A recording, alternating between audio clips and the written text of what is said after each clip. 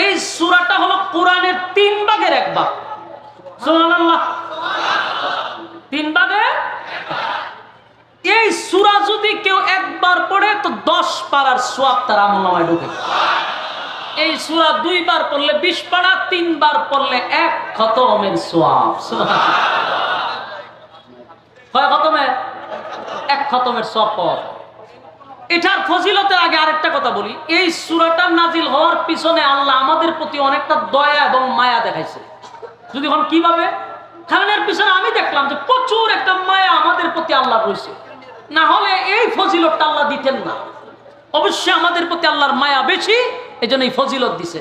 তার একটা কারণ শুনেন, কোরআন হলো মানব জাতির জন্য এক নিয়ামত। কথা কি বুঝতেছেন? কোরআন হলো এক মানব জাতির জন্য নিয়ামত। এই নিয়ামত পাওয়ার পরে যারা এটা কদর করে নাই, এরা সবচেয়ে বড় দুর্ভাগ্য এবং তাদের কপাল পোড়া। কারণ কোরআন পাওয়ার পরে আমরা অনেক মানুষ আছি ফ্যান্ডেলের ভিতরে, শত শত মানুষ আছে যারা এখন পর্যন্ত সূরা ফাতিহা থেকে নিয়ে সূরা নাস পর্যন্ত দেখে খতম দিতে পারে নাই। টিকের আওয়াজে বোঝা যায় মাশাআল্লাহ 2 একজনের মিস হয়েছে, আর সবাই খতম দিয়ে লাইছে। আপনারা আওয়াজে বোঝা যায়। হ্যাঁ, এখানে বহু মানুষ আছে না যে কোরআন শরীফ দেখে দেখে শেষ সূরা নাস পর্যন্ত কেউ খতম দিছে। এরকম অনেক লোক আছে যে খতমই দিছে না, দেখাও না, মগজ তো দূরের কথা। তাহলে আমরা যদি মারা যাই, হাসরের মাঠে আল্লাহ পুনরায় আবার জীবিত করবে, তখন আল্লাহ যদি কয় যে আমি যে তোর এত বড় নিয়ামত দিলাম কোরআন, সেই কোরআনের একটা খতম তোর আমলনামায় পাইছি না। কি দুর্ভাগ্য আমাদের! অথচ কোরআন আমাদের জন্য বহুত বড় এক নিয়ামত। আল্লাহ আমাদেরকে নিয়ামত দিচ্ছেন, এটা খালি গিলাপ দিয়া বাইন্দা উপরে তোরা হন না। আমরা দেশে একটা কোরআন শরীফ নেয় কিনা নিয়ে এটা এমন ভাবে প্যাকেট করে কইরা ওই যে তাকে তৈছে, হ্যাঁ, আর এটারে ওই রমজানের আগে আর বের করতো না। সম্মানিত শুধু কোরআন একটা নিয়ামত, এটা দেখে দেখে 1 খতম দেউইন্না লোক এই মাঠে খুব কম পাওয়া যাবে। বাস্তব পেলাম না? বাস্তব। তাহলে আমরা মরার পরে আমাদের আমলনামায় কি নাই? কোরআনের খতম নাই। আবার কোন কোরআনের খতম আছে? পড়ছি না অনেকে, কিন্তু আল্লাহর মায়া দয়া বেশি। এই জন্য আল্লাহ করলো কি, যে সূরা ইখলাস যদি কেউ 3 বার পড়ে, আমি আল্লাহ তার আমলনামায় 1টা খতমের সওয়াব দিয়ে দিব। কত বড় নিয়ামত পেয়েছে আমরা! বলুন, এটা আল্লাহ আমাদের প্রতি দয়া দেখাইলো না? তাহলে 3 বার পড়লে কয় খতম? এই সূরা যদি আমরা 3 বার পড়ি 1 খতম পাবো ইনশাআল্লাহ। তাহলে আমার সাথে আপনারা পড়তে রাজি আছেন?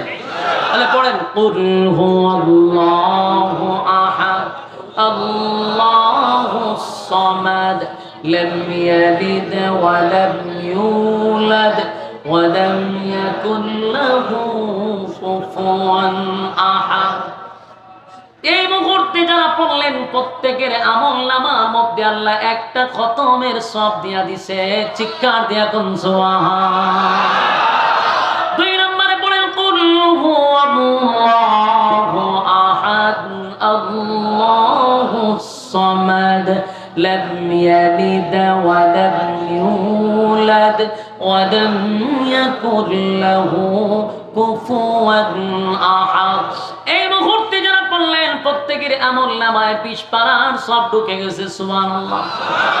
পরম কুল হুয়াল্লাহু আহাদ আল্লাহুস সামাদ লাম ইয়ালিদ ওয়া লাম ইউলাদ ওয়া লাম ইয়াকুল লাহু কুফুয়ান আহাদ।